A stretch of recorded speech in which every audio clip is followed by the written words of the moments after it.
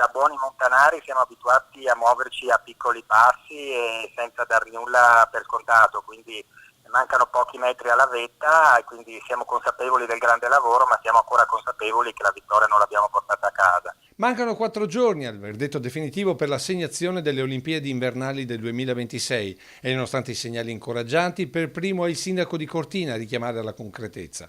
Il 24 infatti in Svizzera, a Losanna, il Comitato Olimpico Internazionale deciderà se Milano-Cortina o Stoccolma-Are.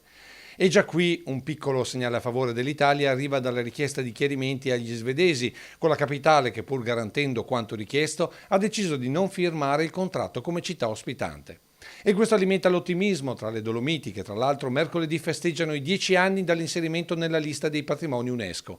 Ambiente tutelato quindi in sintonia con un progetto presentato per le Olimpiadi 2026. Mettere al centro la sostenibilità, l'ambiente, a cui ovviamente è la prima nostra ricchezza. Ecco il fatto che il nostro progetto, il progetto spalmato su più realtà, è un progetto assolutamente sostenibile, low cost e soprattutto che guarda alle infrastrutture già esistenti. E questa è stata un po' la premessa, ma è stata probabilmente una delle mosse, diciamo, che ci auguriamo vincenti.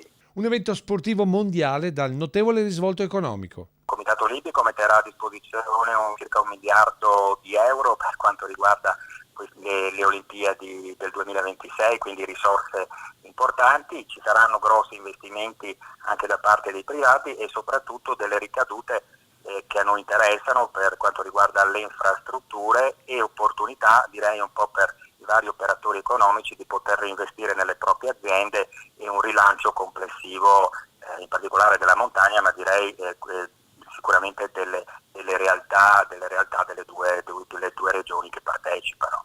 Milano-Cortina vuol dire Lombardia e Veneto, ma anche Trentino che sta supportando la candidatura.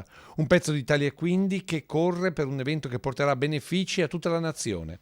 Lunedì a Losanna, con la delegazione che conta 66 medaglie d'oro come testimonial e guidata dal sindaco, ci sarà anche il Premier Conte, mentre la Perla delle Dolomiti attenderà davanti ai grandi schermi la decisione. Faremo una serie di iniziative e anche dirette con Losanna sotto il campanile, quindi nella piazza Angelo di Bona.